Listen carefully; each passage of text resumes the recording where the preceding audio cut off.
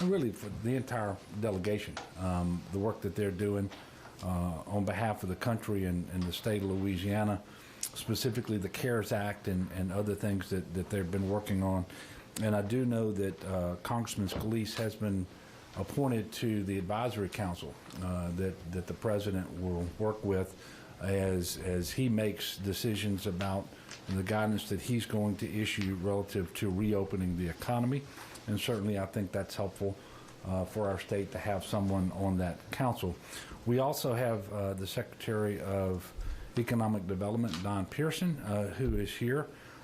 He will be able to answer any questions about an announcement that I'll be making as part of this press conference around the Resilient Louisiana Commission, which will help us as we transition to reopening our economy here in Louisiana, not just in the short term, but in the longer term too, because we know this is going to be a process that's going to unfold over a number of weeks and months and so forth. You've heard me say we're not going to have a normal, we're not going to get back to normal until we have a vaccine and some effective therapeutic treatments, but we're not going to wait till then before we start to reopen the economy, get businesses back open, get workers back to work.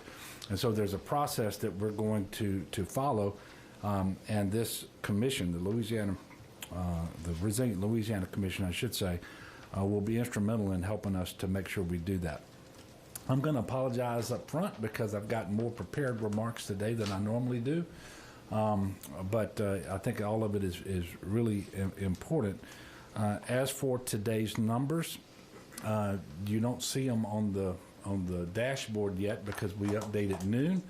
I can tell you that we will report 581 new cases today for a total of 22,532. In addition, and quite sadly, we will report 53 new deaths for a total of 1,156. As for the number of tests, we have a little over 4,600 tests that are informing today's data, that the results of which have been shared with us over the last 24 hours.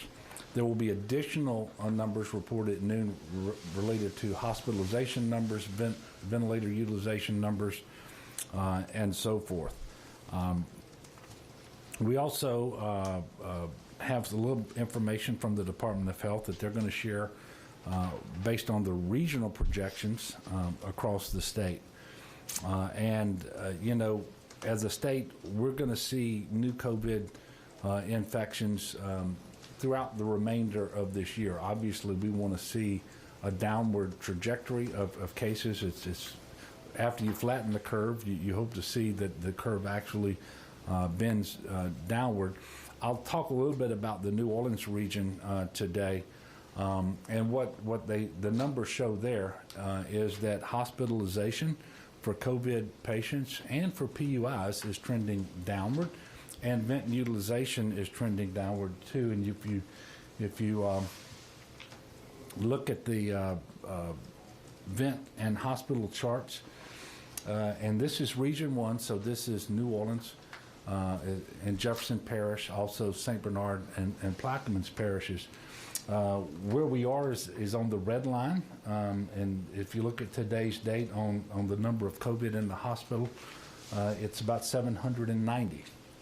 Now, had we stayed on the trajectory that we were on before we issued the shelter-at-home, stay-at-home order, we would have, just in Region 1 today, according to the modeling, almost 3,000 people in the hospital. So that's 1,200 or so people that are not in the hospital today that would have been. And then over on the chart on the right, you can see ventilator utilization. We're at 156 in Region 1. We'd have been over 1,000 in Region 1 alone, which is why we were doing everything we could to surge medical capacity related to beds, ICU space, acute care beds, staffing, and ventilators, because we didn't know for a fact that we would get off of that curve. You'll remember a month ago we were reporting new cases on a pace that was leading the world. And so we're in a better place today precisely because the people of Louisiana, and in this case, Region 1, took seriously the stay-at-home order. They took seriously the need to practice social distancing and better hygiene, and it is literally paying off. Because just as we talked about the number of deaths, not just being numbers, those are real people. These are real people that we may never know the identity of, but they're not in the hospital and they're not dying because of the stay-at-home order. So this is really important, and I hope you all will help us to explain to the people of Louisiana just how critically important this is. And by the way, now is not the time to let up. As Dr. Fauci said, we need to be putting the accelerator all the way to the floor on these mitigation measures, especially as we move through the month of April, because it's all part of the president's 30-day plan that was added to the initial 15-day plan. So I guess it's a 45-day plan to stop the spread. And it coincides exactly with our plan here in Louisiana through April as well. But this is why we're doing it, to achieve these kind of results. And it's still sad that we have people in the hospital today, on ventilators today, in ICU. We have people dying today, but not in the numbers that we thought were going to be the case. And so I wanted to share that with you all this morning. I also have another chart to show you that have the trajectories of where we would be on cases of COVID in Louisiana. And this is, I'm sorry, not Louisiana, in Region 1. So this is the same area. And you can see the red line there with an R0 of 2.4. So that's basically you do nothing. And you allow people to interact as they normally would. You would have seen cases along the red line. R0 of 2.0 is some mitigation measures, but not too many, and not necessarily everybody participating, and you kind of see where you are there. 1.7 is the blue line, and then R0 of 1.3, that's a shelter-in-place order like I gave that people are following for the most part, and that's really where we're trending right now, is the 1.3.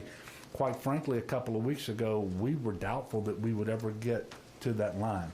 And you have various data points that you can use to kind of determine where you are. New cases is not the best of them, but hospitalizations can tell you. And within hospitalizations, we can model on ICU utilization and vent utilization as well. And when you put all those things together, we know that in Region 1, our line is down around the 1.3. And so what that means is we're not transmitting COVID the way that we would if these measures were not in place. And so it's really paying off for us, and we're in a much better place than we literally thought was possible. So just wanted to share that information with you, and if you have questions about that, we'll get back to your questions later. And so, but this is all good news. Means we're headed in the right direction. And come on in, Steve. So Congressman Scalise is here. We appreciate you for joining us. And so what it means is we're heading in the right direction. We're doing relatively well.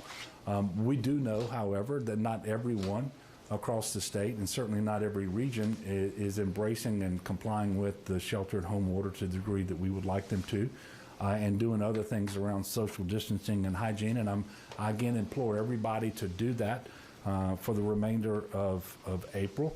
Obviously, we do have essential infrastructure and essential workers that are out there working.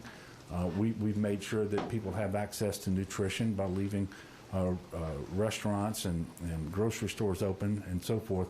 But as you venture out to take advantage of those things, don't do it more often than is necessary.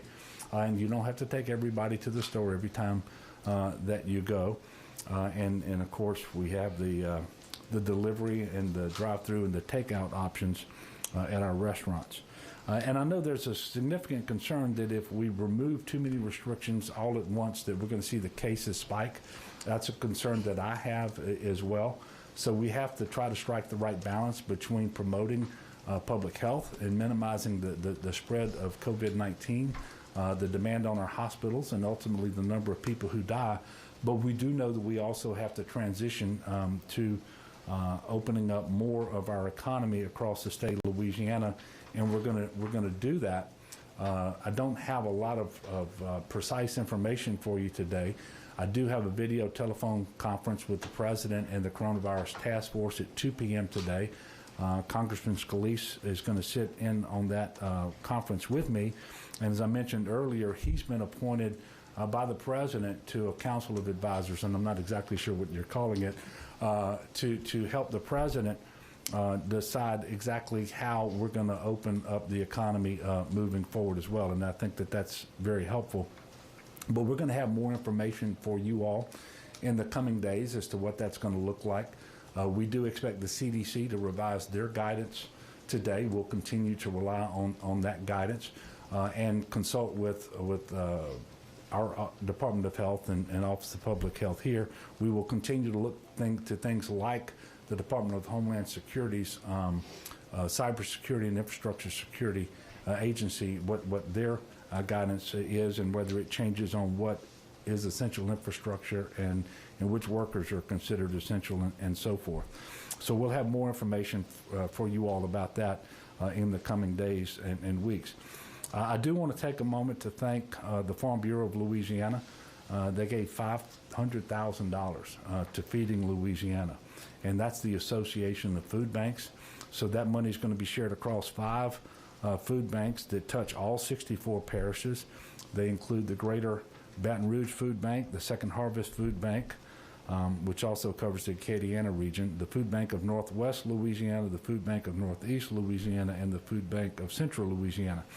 And on that note, while we're talking about Farm Bureau, I'd ask for special prayers for Ronnie Anderson. He's been the president of Farm Bureau for 31 years, and he's also been a long-term member of the LSU Board of Supervisors.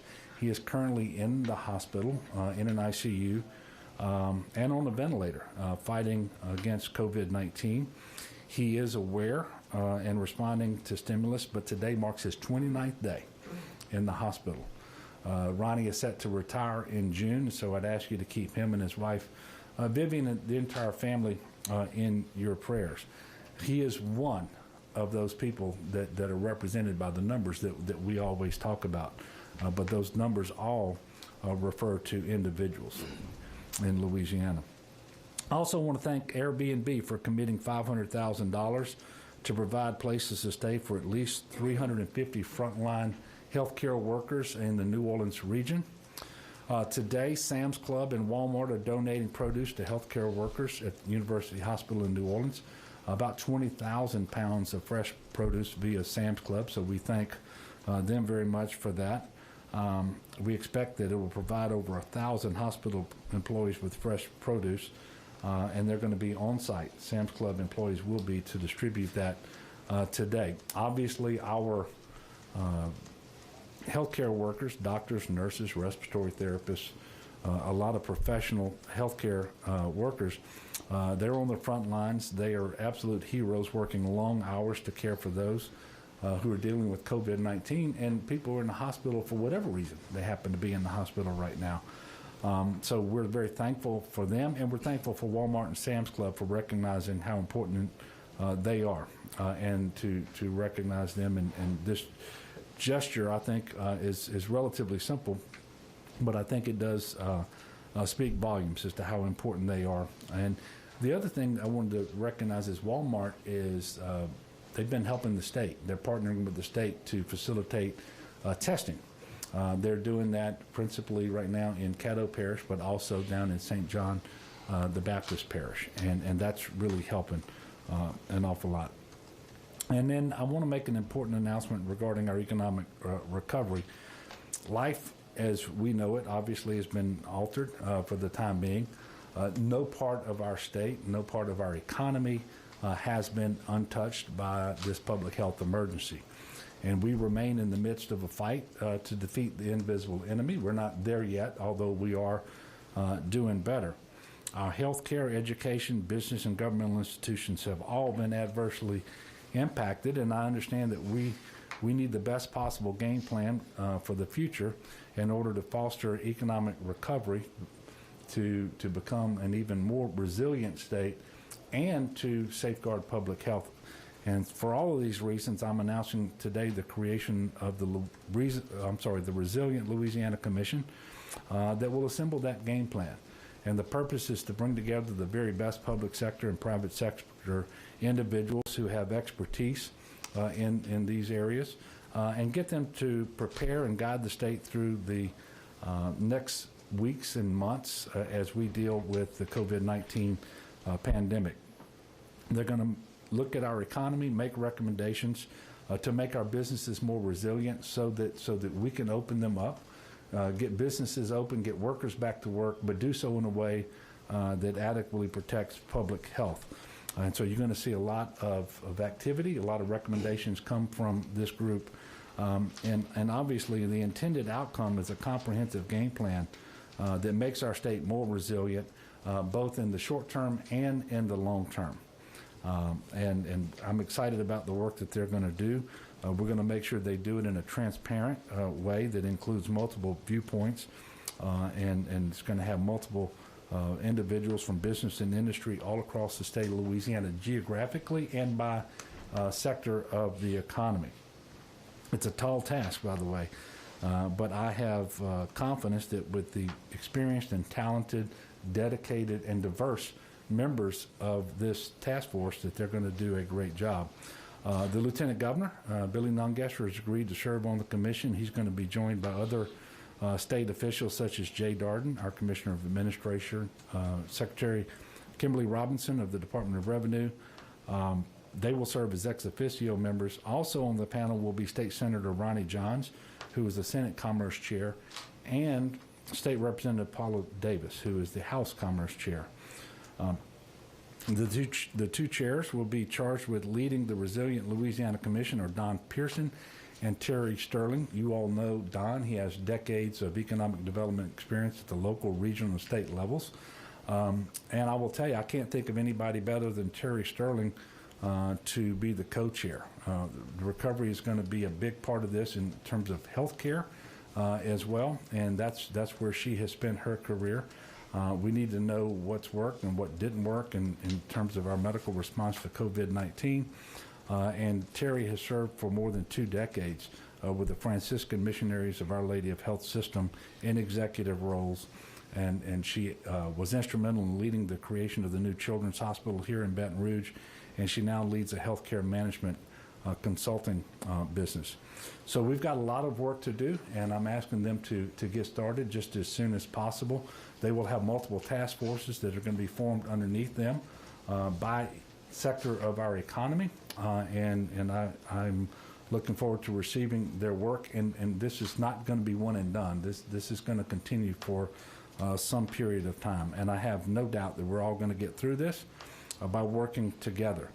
You can track the work of the Commission online at opportunitylouisiana.com/resilient-louisiana. So that's opportunitylouisiana.com/resilient-louisiana. As I mentioned, we're going to have a call with the President today at 2 o'clock. Congressman Scalise is going to sit in on that video telephone conference with me. I expect the President to talk more about reopening the economy today. And the guidance that we'll be getting from him and the coronavirus task force, and potentially what we will see soon in terms of revised guidance from the CDC. And looking forward to all of that. And at this point, Steve, I wanted to see if you wanted to offer some comments before I come back and answer some questions from the public, and then take questions of these folks. And thank you for being with us. Good to be with you, Governor, and sorry we can't shake hands formally, but it's great to be with you in person. The Governor and I have been talking on the phone throughout this crisis, working well together in all levels of government. You've seen the federal government, state government, and local governments working real well together, and our whole delegation has been united in that front, Republican and Democrat alike. We've all come together, and I think you're seeing that across the country, but especially here in Louisiana, we've always had that tradition as a congressional delegation of working well together through crisis to get the state through it. And, you know, really that's where the focus has been, is number one, addressing and containing this virus.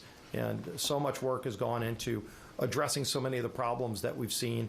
Of course, New Orleans became one of the epicenters for the outbreak, as well as some of the surrounding parishes, Jefferson, St. John the Baptist. And you saw a lot of effort made from the governor's standpoint all the way down. And we talked to the president on a number of those issues when we were worried about ventilator shortages. We were able to work directly with the FEMA administrator to get more ventilators, to get more PPE for those frontline workers.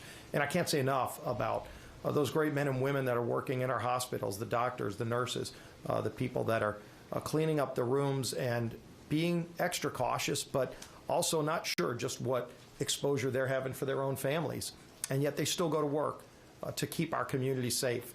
And it's one more reason why it's so important that we do our part, every one of us, to keep ourselves and our families safe throughout this so that we don't overwhelm those hospital systems. And I think it's a good sign to see that you're seeing a drop in ventilator use. The people that are on ventilators is coming down. It's no means, by the way, to take our foot off the gas or to let up on the things that we're doing, to socially distance, to be smarter about what we do when we go out.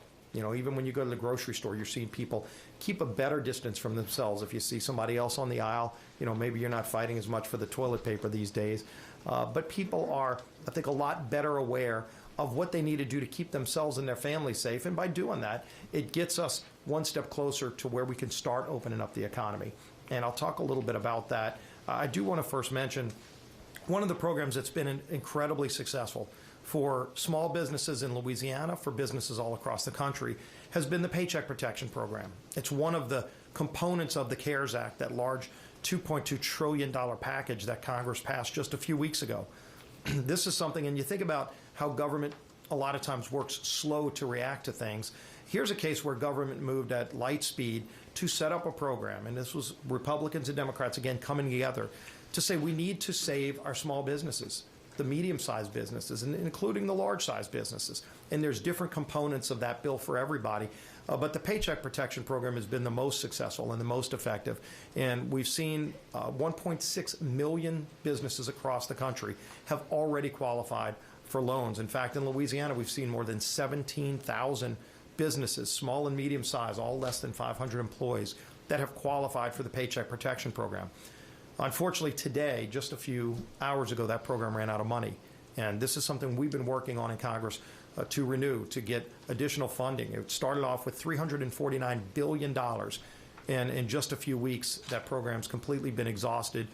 Today, they just stopped accepting those applications. But there are a lot more businesses out there. In Louisiana, there are thousands more businesses that need that relief. We want those businesses to come back.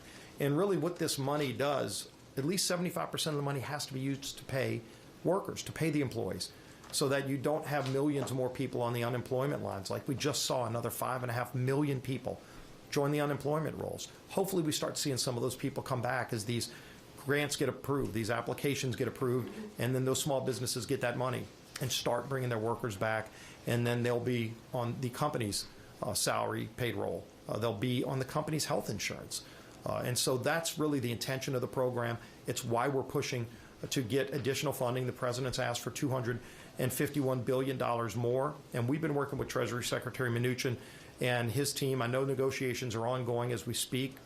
Both Republicans and Democrats, House and Senate, working with the White House to try to get an agreement. Hopefully we get that agreement soon in the next few days because, again, as of today, the program's run out of money, yet there are thousands more businesses I know here in Louisiana that still need that relief, because as we start looking towards the recovery, and that's really where the focus has started to shift. And I've been on many calls for the last few weeks with everybody from our local restaurateurs to the heads of some of the biggest companies in the world that are starting to look towards the next step to safely come back. And let's keep in mind, when we talk about reopening the economy, and I know the governor and I have talked about this as well as many others, we're not talking about picking a choice between safety and economic recovery. You can do both, and we have to do both.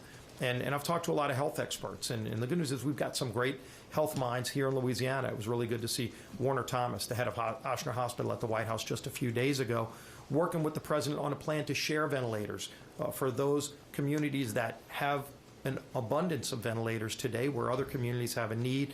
They can share and move those around the country. And hospitals have come to an agreement to do that.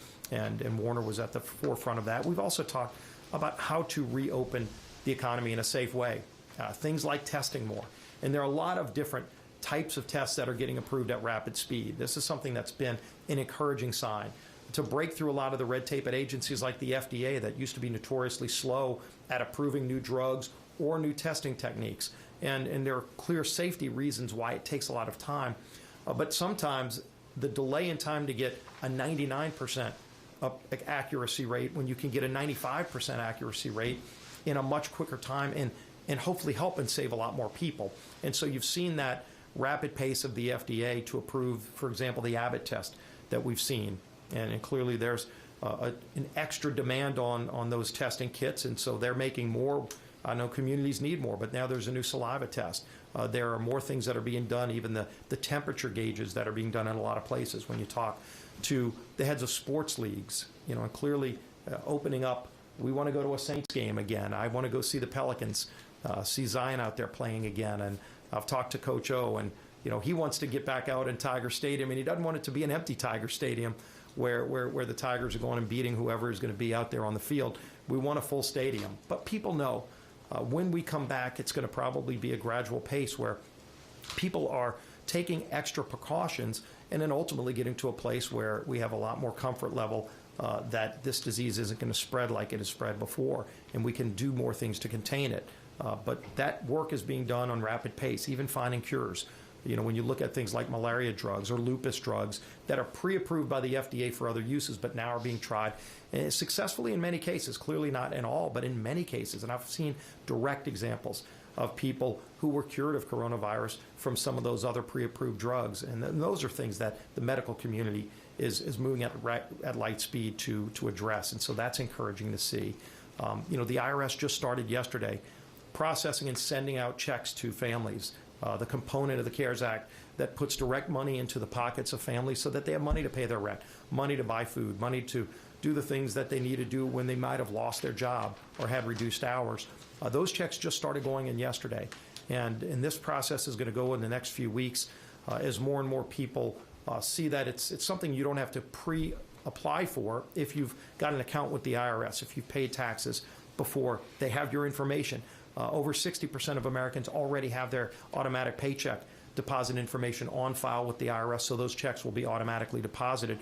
But just today, the IRS put up a new portal so that if you don't have automatic deposit, you can save yourself maybe a few weeks of getting that check if you just go online to irs.gov, and they've got a coronavirus button that you can click on and go through a lot of information about this. Whether you've never filed taxes before and you're eligible, you can qualify, or if you just want to get your credit or your checking account information put into the system so that the IRS can automatically deposit it. You can do all of that today, starting today through their portal, and that's going to help a lot of families get through this as well. And finally, just to touch on what the governor talked about, I was honored today to formally be asked by the president to join his task force to reopen the economy.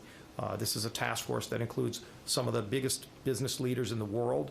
It's a bipartisan group. There are about 20 members of Congress that are going to be on this task force too, both Republican and Democrat. I was on a call this morning with the president and the vice president and some of my colleagues talking about the economic recovery. And I was sharing with the president some of the ideas that I've heard from people in the medical community about how to better test so that you can start opening up parts of the economy in a safe way. All of this is going to be put together.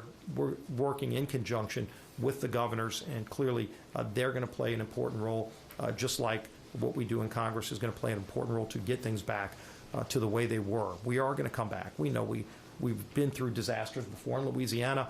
Unfortunately, we have more experience than others in dealing with disasters, and we've dealt with those of all kind. We're a resilient people, but our country is full of resilient people as well, and you see those examples everywhere. And we do want to get back to our way of life. And when we start getting out again, we know it's not going to be exactly the same. We know we're going to have to take extra precautions. We can't get complacent, but we can start getting back to work, and we can start planning that in a smart and effective way. And I'm looking forward to doing that work in the coming weeks as we continue to work with the state and our local officials to get through this and to address the problems that come up along the way. So, Governor, it's great to be with you. And on behalf of our whole delegation, which again has been working incredibly well together to help get the state the things that are needed while we work on the issues at the federal level as well. So with that, turn it back over. Okay, so a couple of questions we're going to answer, then we're going to take your questions. The first one comes from Covington and from June. And she says, as the stay-at-home order comes closer to June 1st, which is the beginning of hurricane season, what is being discussed about evacuation procedures since some of our neighboring states have restrictions on us entering their states? First of all, it's a great question, and you know, I don't know that the stay-at-home order will be in effect. In fact, it won't be in effect on June 1st, I don't believe, and it's the way it currently looks. But we know that we're going to still be dealing with COVID-19 on June the 1st as we get into hurricane season. So what I want to tell everybody is some of the things that we have to do every year apply this year, and probably apply even more so. So get a game plan. Make sure that you go to getagameplan.org and you follow those instructions so that you can put yourself and your family in the best possible position to withstand a hurricane. Secondly, we're not going to be postured the same this year. And so when we look at hurricane preparations and our planning, for example, to shelter the same number of people, we're going to have multiple shelters so that we can practice social distancing inside of the shelters. We're going to need to provide PPE. We're going to have additional medical personnel in any shelter that we open. And so there's all sorts of things that we're going to have to consider. We actually have already planned, and on May the 14th, we're going to do an exercise here at GOSEP, and it will be integrated with the National Weather Service. We have FEMA on site, and they've been on site now for over a month every day here as we work through these things together. But it is a great question. You never know exactly what's going to happen, but we should have more time because typically it's the August-September portion of hurricane season when you see the strongest and the most hurricanes. Obviously, this could be the year where we see one on June the 1st. So we're going to be prepared, but hopefully that won't happen. But that's a great question, June. And then from Lafayette Parish, Buddy asks, are we seeing a backlog of outstanding COVID-19 test results, or has the backlog cleared? With over 90% of the tests coming in every day coming from non-state labs, it's hard for us to say that we have a complete picture of what's going on. We know that just 2 days ago, we had over 10,000 tests that came in one day. That's the most that we've ever had. Probably had something to do with the Easter weekend. And so that was probably the clearing of a backlog. But the number of cases that we see, the number of tests that we see informing our data going forward should be more uniform. But even today, we had over 7,000. 4,600 tests, and that's more in line with what we saw yesterday. So we should see that number taper out, and of course we're trying to increase our testing capacity every single day, and we're having some success with that. And in fact, it remains the case that we believe we still have the most testing per capita in the country, and if not, New York has eclipsed us, but by just a very, very slight amount. And that was essential because, as you know, earlier on we had the fastest growth in COVID cases anywhere in the world. And so having the most possible testing and is important. And by the way, every day the results get reported, whether it's state lab or private labs, to us here at the state, the Department of Health, and every single test result gets reported to the CDC as well, so that they have visibility on what we're doing. So with that, we will open it up for questions, and obviously we have Dr. Biu, who is here, that can answer questions. We have Congressman Scalise. Yes, sir. On the chart you showed with the various projections, you said we're on the lowest one,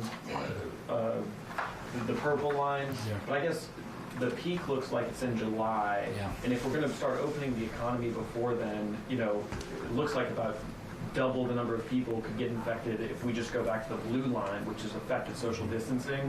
Do you have projections for how many more people are going to be infected when we start opening the economy back up? Do we return to the blue line, for instance? Well, first of all, we're going to try to do things like to make sure that we don't do that. And that's why we're still working through this. We're trying to get CDC guidance. We learn more about this virus. We learn more about its transmission. We learn more about the disease every single day. And so when we open up more of our economy, we're going to do so in a way, as Congressman Scalise indicated, where we protect public health as we do so. That's why things are not going to look just like they did before. Occupancy limits in various establishments will be reduced. You're going to see people wearing PPE. You're going to see social distancing. We're going to require that people stay home if they are sick. Continue to do all the things around hygiene that we've been talking about. And then critically important, and we need to ramp up this capacity as quickly as possible, is more testing so that we can find out sooner when someone has COVID-19, then do the contact tracing necessary to isolate those individuals that they've come into contact with. And that's really how you can reopen the economy. And there are other things that I didn't just mention without going back to these curves that we were trying to flatten. But you raise a good point, because we know COVID doesn't go away on May the 1st. And if we're not smart, and if people just want to get back to life as normal and they ignore everything that we're putting out, then you know that you do go back to one of these other trajectories where we don't want to be. And you're going to know a lot more soon about how we're going to reopen. And I know that's the topic that a lot of people want to talk about today. Quite frankly, we just don't have a lot of the answers yet, because we're still working through this. We got a video telephone conference today with the president. CDC guidance is going to be coming out. This task force that I talked about is going to be informing the decisions that we make. And at all times, we will make sure that we're hearing from the medical community as well. And I mentioned this earlier, and I talked to Congressman Scalise about this. It is a very important sector of our economy, but it also deals directly with health. It is my expectation that the first part of our economy that we stand back up, and again, it's going to still look different, will be the clinics and the hospitals with respect to non-emergency medical procedures and surgeries, because there's only so long you can put those things off before a percentage of them become emergency conditions, and before you're impacting the overall health of those individuals that then make them more susceptible to COVID-19 going forward. And we know it's also a big part of the economy, because healthcare is a huge sector of our economy here in the state of Louisiana and nationally as well. So we're gonna be doing that first, and quite frankly, I'd like to be able to do a lot of that before May the 1st. But it's going to look different the next time you go to the clinic. For whatever clinic you happen to be going to, you're going to see social distancing. You're going to likely be required to wear a mask. You may have to sit in the car until you're called and you're told to come in, so that we don't have people congregating in waiting rooms. And there's going to be a whole lot of other things that I can't even begin to envision right now, but that's what we're working through right now, and I'm going to get a report or a set of recommendations from the Department of Health soon about what that's going to look like. But I know that it's my obligation to let all of our hospitals, all of our clinics know in advance what these restrictions are going to look like, so that they have time to prepare. They're going to need to be able to call staff in. They're going to need to be able to schedule the procedures. They're going to need to be able to clean their facilities and make sure the PPE is on hand and all of those sorts of things. And that's just with respect to healthcare. And then you're going to see all sorts of things with respect to the other sectors of our economy. There's nothing easy about this. How long till widespread testing? I keep hearing how that's the key to reopening the economy, but it just seems like, as a practical matter, just to scale up, to get the kits to where they need to be and then to process it all. Yeah, I'll ask Dr. B to come and address how long. We're not going to wait until we have the testing we want in order to make changes to the orders that are in place right now. But it is fair to say that with more testing, the surveillance testing, the diagnostic testing related to the virus, and then the antibody testing related to immunity, all of that plays a big role going forward. And as you have more testing, then you can do more things to open the economy, and do so without the cases spiking, because you're just going to have a better feel for what's going on out there, and you're going to be able to isolate those individuals who have the disease, quarantine those with whom they've come into contact, and really open things back up. We pray that immunity really is conferred upon people who have antibodies from the disease, and that they can't get it a second time. By the way, we don't know that yet, but that's a pretty educated guess, and the antibody tests are going to be critically important for that. But you should remember what Dr. B, you said yesterday. Antibody tests potentially can measure whether you have antibodies to a coronavirus. The common cold is caused by a coronavirus. So we got to make sure that we're testing for antibodies that have been developed as an immune response to this novel coronavirus, to COVID-19. And so not just any antibody test is going to do. And then when we come up with the right tests that are reliable, then they have to be mass produced the way that we want them. So all this is going to take some time, but we're not going to wait until all of that is in place before we start re-engaging different sectors of our economy. But it is fair to say that until we have more testing, until we have therapeutic treatments, until we have a vaccine, you're going to see a transition over time, over months, and potentially up to a year and a half, whatever that looks like until we get all the way there, where we're just going to be living in a new normal. Dr. B?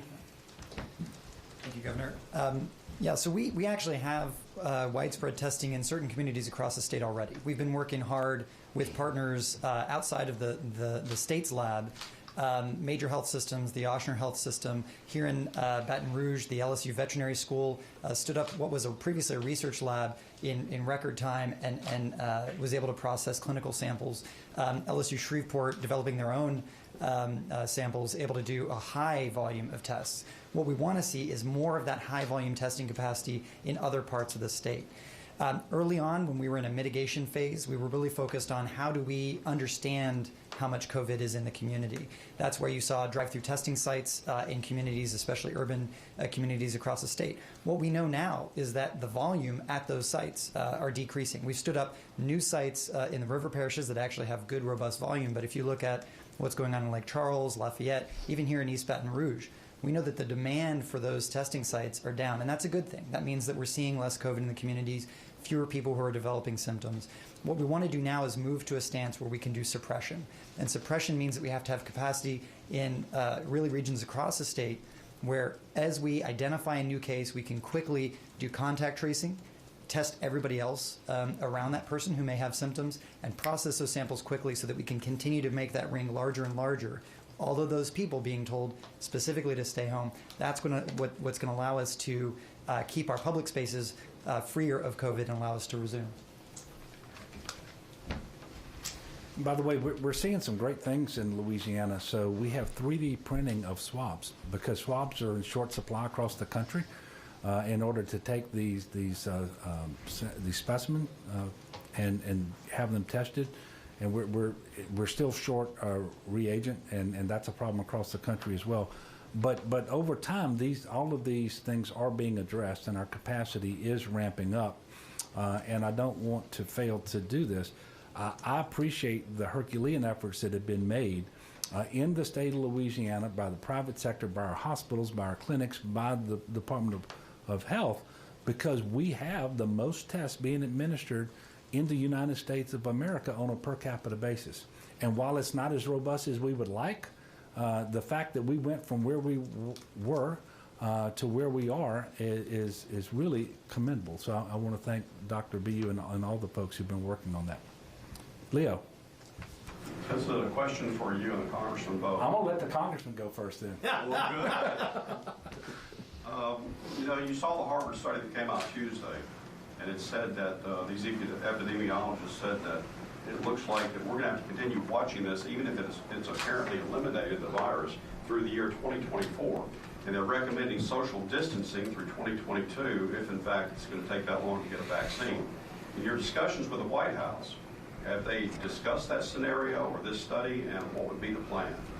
Well, to go back on what the governor just mentioned, we're learning more about this disease every single day. Medical experts are coming up with better ways to confront this disease, to treat it in some cases, and ultimately still working towards a vaccine. But in the meantime, through social distancing, we've seen that we can reduce the spread of the disease, and it's been very successful. But we also know you can't keep the economy closed for 6 months or till 2024. There will be no economy left.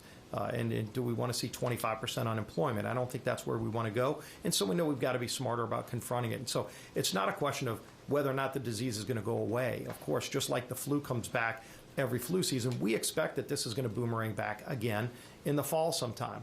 And so you've got to start taking those precautions now to figure out how to live with COVID-19 in our society, but while also being safer to confront it. And then in the meantime, for anybody to suggest that they know what's going to happen in November of this year, let alone what's going to look like in 2024, I hope and pray that our medical experts who are working incredibly hard will find a cure for this. We'll find a vaccine that works. Again, they've already found a number of therapies that are pre-approved by the FDA that do work for some patients on this. Not all, obviously, but on some it's worked. I've heard the direct stories from friends of mine who had COVID-19 and were struggling, some on ventilators, and then they took some of those drugs for things like malaria or for lupus, and literally the next day they were off the ventilator and got to go out of the hospital and go back home. And so, we're learning more every day to think we're going to know what's going to happen in 2024, let alone, frankly, by July of this year. I think we're going to know a lot more and have better ways to protect ourselves and our families from this disease just because of the breakthroughs that are happening as we speak. Not just the testing, but the actual cures that are being found. Yeah, and I really don't have anything to add to that. We have not had, in our conversation with the Vice President and the President, any specific discussions about that particular study. But as these studies come out, I'm sure that they will inform what the CDC does in terms of the guidance that they give us and so forth. Yes, ma'am. Governor, on the Resiliency Commission, obviously you're going to be making decisions about reopening the economy much sooner than a task force would seem to suggest that it would come up with recommendations. So have you set some sort of short-term deadlines for when you want feedback from them, or are you just assuming that you will be making those decisions early on and they'll be doing more of the long-term sort of decisions? Well, it's really going to be both. Obviously, because of the amount of time we have, they're going to have a limited ability to inform the decisions I'm going to make that will be effective on May the 1st. But that is not to say that they won't have the ability to weigh in before then at all. But this is going to be a transition, and there will be multiple steps over a longer period of time than you might imagine to fully stand our economy back up by sector. And so what we're looking for is in every sector for them to tell us how they believe they can successfully and safely re-engage these sectors, open them back up in ways that are safe for workers and safe for the public, that are not going to cause our cases to spike. We will then be looking at CDC guidance and talking to our own experts at the Department of Health to try to validate all of that. And then we're going to move forward. And quite frankly, let me just tell you, because we're human beings, and certainly I know I am, we're going to make some mistakes. But the testing will allow us to quickly determine if we've made a mistake and then do a course correction. And if the testing shows that the cases are not spiking, and then as we learn more, we're going to continue to move down the path and actually get a little further and a little faster than would otherwise be the case. But Don, why don't you come up and just answer, because I got Don here for questions, the role that you see the task force playing in the short term and then over the longer term as well. And on that point, do you see the aid that, the state's obviously getting $1.8 billion from Congress. Do you see the commission making recommendations on how to use some of that money perhaps to help businesses? That's the beauty of getting this commission established. We are now going to have a way to gather, analyze, and communicate this information. The commission obviously will be the governance here, but the real work's going to be done by 15 task force in these various economic sectors across the board. So which ones get engaged early on? Certainly healthcare delivery, and others, restaurants, retail, small business. All of these will get a look. We'll have the opportunity with the participation of the private sector, using a lot of programs out there that are already identified as best practices and integrate those, bring them back, and then do the communication, whether it's a recommendation to the governor, whether it's a recommendation to the legislature, perhaps to a congressional delegation, the important features to build both the short-term and longer-term resilience in the economy is what we'll seek to achieve. How much of this can be done by executive order versus legislation? It seems like that's where things could get bogged down pretty quick. Well, certainly it's going to take an entire quilt of all of these elements. An example would be, say, the participation by the Restaurant Association in a task force relating to restaurants. We're not really looking at perhaps trying to deploy resources that belong to the state. We're trying to gather these information and best practices and then communicate those clearly.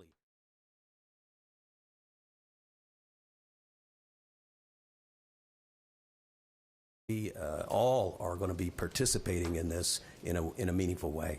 I mean, does the governor have the authority to say, okay, restaurants can reopen if you space out your tables every 6 feet or take half your seating capacity out? Can you do that, or do you get... The answer is yes. Yes. So long as we have a public health emergency in place that I declare, then we have the authority to do these things. And that's really the only way that this can work. But I'm not just relying upon my authority exercised without consideration and input from the people who are being regulated by that, which is why we're having this task force stand up, so that we're going to be talking to restaurants, we're going to be talking to bars, we're going to be talking to grocery stores and manufacturing facilities and the like. But the answer is yes. Yes. Governor, some other states are tracking the number of healthcare workers who have been infected with coronavirus. Do you have data here? Are you guys tracking that? Do you know how many healthcare workers across the state have been infected? I do not. I will tell you, I had a conversation on this last night with Scott Wester, who is the CEO of the Franciscan Missionaries of Our Lady here in Baton Rouge. And he gave me an extraordinarily low number of individuals that work for him or in his facilities who've contracted COVID-19. And I think he told me that all of them had actually contracted it somewhere other than in the hospital setting. Now, I don't know that that's representative of the experience that's taking place in, for example, Oxnard and LCMC and so forth, or up in Shreveport at the LSU system, or Willis-Knighton. I don't. Do you have any information? I do not. What I can tell you is I have no reason to believe that, and quite frankly, I don't know how accurate some of the stories are that are coming out of places like New York, and I have no doubt that you have healthcare workers who've been exposed and have contracted the virus, but I don't know how accurate those stories have been. The reports that I have gotten here in Louisiana, and I don't have any numbers compiled, say that it hasn't been anywhere near what you're seeing on national media. And I will tell you, our workers are heroes. We're doing everything we can to try to help them have the PPE so that they can safely go to work and do their jobs. And I know that their employers, these hospitals, are doing everything that they can as well. Governor, I know you and Dr. B both mentioned that part of reopening society is contact tracing. I know at places with large virus clusters, like at nursing homes and things like that. My question is there an investigation into any virus clusters at Life Tabernacle Church in Central? I am not aware of any investigation.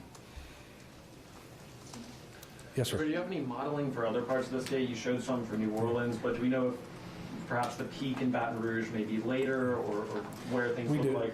So we do have modeling. The good news is there's not a region of our state where we expect over the next 14 days. And we use 14 days because modeling, the further you get out, the less accurate it is, and the less you can really use it as a planning tool for allocation of resources and so forth. But in no region of the state do we believe that we're going to exceed our capacity to deliver health care in terms of beds, in terms of ICU beds, in terms of ventilators. So that's really important. We do believe that there are certain regions of the state where the transmission rate is a little more than 1.3 based on some of the factors that we're looking at. but all are trending down close to the 1.3 level, which is actually, as I mentioned earlier, much better than where we thought we were going to be a month ago.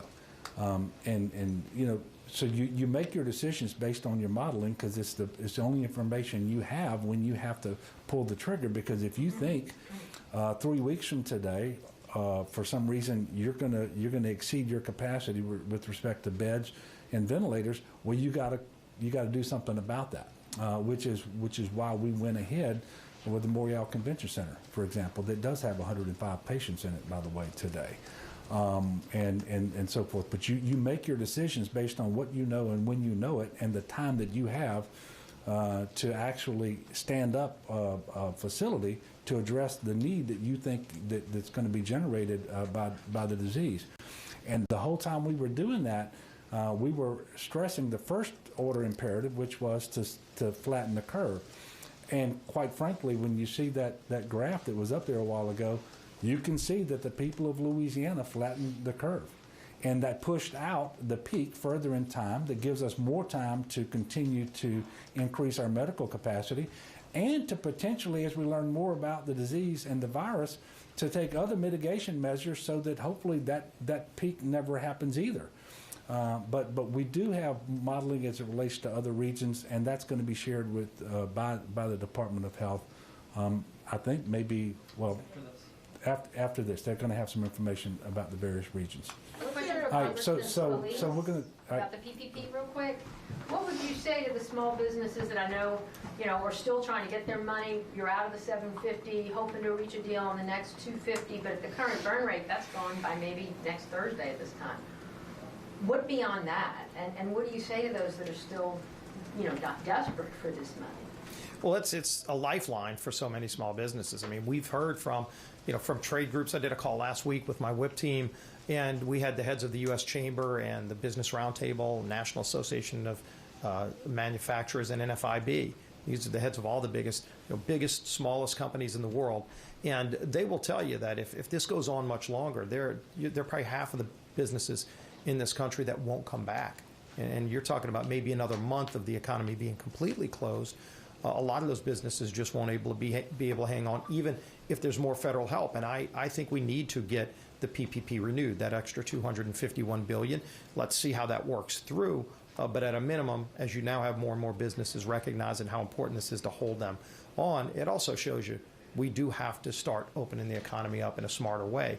And again, there doesn't need to be an exact timeline today, but as the governor said, starting to get those hospitals back up and running is pretty critical, because elective surgeries are not just what keep the hospitals running, but it also is what saves lives. I mean, you're talking right now about, we have another number of medical doctors in Congress, and they will tell you that right now, if you're not taking and going to get your mammogram or going to get your colonoscopy, that could detect early something that could be treatable and save your life, whereas if you put that off for 2 months because the hospital can't do that procedure, that might be the difference between life and death. And so getting the economy back up and running in a safe, smart way is the real remedy. There's no endless supply of money that you can expect to keep businesses afloat when they have absolutely no cash flow. So we've got to be focused on how to smartly do it. And again, there are a lot of medical experts that are coming up with good techniques, and businesses are looking at this. The heads of sports leagues, you can imagine that the NFL, the NBA, on down are all having conversations about how can you have large gatherings. That's their business model. They've got very smart people, as we speak, working on really good ways to come back while safely allowing people to go into a sports arena to watch the Saints play, to watch LSU play. And so we're going to learn from all of the different, we're all talking to each other. Everybody's got good ideas about how to do it, but the real remedy is to get the economy opened back up as soon as we possibly can in a safe way. Yeah, and not only Okay, there was a lot to digest there. We'll break in now to start our new news. We'll get to all this, the things that the governor and Congressman Scalise talked about when we start the newscast. Live from WWL-TV, this is the Eyewitness News at noon. Good afternoon, I'm Eric Paulson. Thank you for joining us today as those coronavirus numbers continue to trend in a positive direction for the state. although we are adding new numbers. State and national leaders are now beginning to turn their attention to how and when to reopen the economy. That was pretty much what that news conference with the governor and Congressman Scalise was all about. President Trump is getting ready to announce guidelines to allow some states to reopen. We should be hearing more about that at the president's daily update later this afternoon. Governor Edwards talked about Louisiana and how we might handle it here at his daily briefing just a short time ago. And I know there's a significant concern that if we remove too many restrictions all at once, that we're going to see the cases spike. That's a concern that I have as well. So we have to try to strike the right balance between promoting public health and minimizing the spread of COVID-19, the demand on our hospitals, and ultimately the number of people who die. But we do know that we also have to transition to opening up more of our economy across the state of Louisiana, and we're going to do that. And the governor will be on that conference call with President Trump at 2 o'clock this afternoon. The president wants to speak to all 50 governors about what states will reopen and what states won't, and more of a timeline and getting their thoughts on that. The governor says the state is still seeing some indications that the curve in Louisiana is flattening, but there were more than 50 new deaths connected to the coronavirus since yesterday. The latest statewide case count is over 22,500. There were 581 more cases added since yesterday, with a total of 1,156 deaths from the COVID-19. Looking at the national numbers, the coronavirus pandemic, there's a total of 629,000 cases, with an estimated recoveries from COVID-19 nearing 48,000. Those are the national numbers. And we are getting a lot of estimates here on the recoveries as well here. We can confirm now that the government's loan program for small businesses has run out of money and is currently on hold. Lots of viewers have been contacting us about issues for signing up for help, but that money has run out. Today, the Small Business Administration announced it reached its $349 billion limit for that program. Now businesses have to wait for Congress to approve a Trump administration request for another $250 billion for that program. Lawmakers have been debating extending the current program or finding other ways to distribute that money. It's unclear when they might reach an agreement to restart that loan program for small businesses, but a lot of businesses are really suffering because of that. Every week, millions of more Americans are losing their jobs because of the coronavirus and applying for unemployment insurance. Today, we got a look at the latest record-breaking numbers. Many recently laid off workers have said that they found it's a full-time job just filing for unemployment. Michael George has that story. The timing couldn't have been worse. Bree Roche-Lilliot and her fiance both lost their jobs right as they were planning their wedding. I received a kind of very formal letter from HR saying that all employees were being furloughed for the time being. Similar emails have hit a staggering number of inboxes. Another 5.2 million Americans filed for unemployment benefits last week. That brings the total number of jobs lost in 4 weeks to approximately 22 million. When Bree tried to file, she found the New York website overloaded. I spent probably about 3 hours just trying to apply online, and as many people have said, the system would just time you out if you didn't get through it. Even after she filed, Bree was told she had to confirm her application by phone. We are experiencing high call volumes at this time. She's been calling and calling.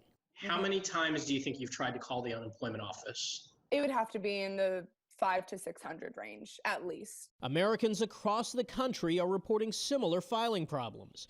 Some states are overhauling their websites. We're working with Google to come up with an online mechanism that bypasses any phone certification. New York Governor Andrew Cuomo says 300 additional staffers have been hired to process claims. And it's just so demoralizing that I would just give up for the rest of the day. I mean, it feels like running in a hamster wheel. Like feels to be no sign of progress. Many states are promising benefits will be retroactive for people who can't get through. Michael George, CBS News, New York. And you saw Governor Cuomo in that story. He has extended the New York stay-at-home order to May 15th, just like the city has here in New Orleans. And we have a link to check your stimulus check status on our website. But we do warn there's still a ton of traffic, and it may take a while for you to get a response on your unemployment insurance. And this just in, Jazz Fest has announced it is canceling this year. In a statement a short time ago, Jazz Fest says that the pandemic evolving is unpredictability, and out of an abundance of caution, the Jazz Fest will not occur this year. They were going to try and do it later in the fall, but just a couple of days ago, the mayor recommended that fall festivals not take place this year. So Jazz Fest says it does plan to be back next April, and that is big news. Jefferson Parish leaders are coming together to take a united stand against the coronavirus. A number of political leaders like Jefferson Parish Councilmember Byron Lee and Senator Troy Carter said that they want people to know they should take this coronavirus very seriously. Leaders say minorities are gravely affected by the virus, and it shows that there are some issues in the healthcare industry when it comes to African Americans. They say Marrero has been a hotbed for the virus, and unfortunately, religious leaders have passed away. That's why many leaders are urging people to continue to social distance. The greatest number that are being impacted now is in minority communities, Hispanic and African American. There are a number of factors that lend to that, not because this virus likes minorities, but because of underlying health issues that may speak to a deeper and bigger issue of gaps in our health system. Additionally, the fact that it has been chartered and recognized that many members of the African American and Hispanic communities merely have not been adhering to the stay away order. Leaders say they plan to start the Mask First program, which distributes masks to people who don't have them. Those masks are given to faith-based community. The goal of the program is to, they hope to have it all started by next week. There's a fight underway to change how Louisiana voters will be casting ballots in elections that have been delayed because of the coronavirus. One idea is to expand mail-in voting. That was blocked in committee by Republicans, but the Secretary of State, who is also a Republican, is expected to return with an amended plan. The proposal that was rejected included people who are 60 years or older and have underlying medical conditions can vote by mail. Those experiencing COVID symptoms and people ordered to stay home or self-quarantine would have the same rights. The proposal would also expand early voting. As we said, the committee blocked the plan along party lines. 5 Republicans voted to defer action on the measure. A lone Democrat voted against deferring it. New Orleans State Representative Mandy Landry testified in favor of that plan, calling it a necessity. People have the constitutional right to vote, but they also have to have the right to be safe when they vote. I'm really worried about the risk inherent for your office, for our voting, for the sanctity of our elections. The state has already postponed 2 elections. Louisiana's primary will be July 11th, and the general election will be August 15th. We have more information about voting and registration on our website at WWLTV.com. And take a look at this emotional video out of New York. This Long Island mom gave birth earlier this month while on a ventilator and fighting the coronavirus. It took her 10 days to recover enough to meet her newborn son. Doctors, nurses, and hospital staff all broke into roaring cheers when the two were introduced yesterday. Doctors had to perform an emergency C-section where the mother was diagnosed with COVID-19 and pneumonia. Now, both the baby and the baby's mother are home and doing well. That is good news. You can get the latest news on the coronavirus at any time by texting the word virus to the number on your screen. It is 504-529-4444. Still to come on the News at Noon today, Facebook is taking its toughest stance yet on hoaxes concerning the coronavirus. We'll find out what Facebook is doing to people who interact with posts that contain misinformation. That's coming up in a few minutes. Also ahead, we're looking into some of the many issues with those stimulus checks. All that and more coming up after the break.